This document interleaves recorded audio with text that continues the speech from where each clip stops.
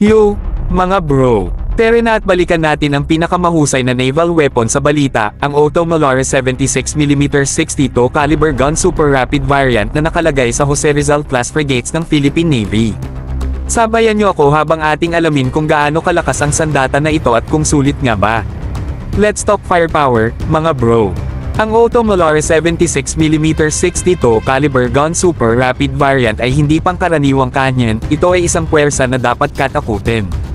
Sa kanyang kahusayan sa mabilisang pagpapaputok at eksaktong presisyon, ito ay may malakas na tama sa karagatan. Ito ay ang uri ng firepower na kumakatawan sa respeto at nagbibigay ng kumpiyansa sa bawat mandirigma sa bawat biyahe. Pero sulit nga ba ito, tanong nyo?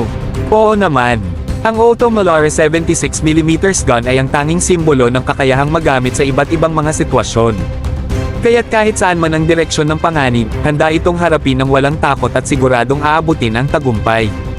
Isipin nyo ito, isang matinik at malakas na frigate na dumadaan sa mga alon, ang Otto Malare gun ay nasa harap, handa na magbigay ng seguridad sa bawat biyahe.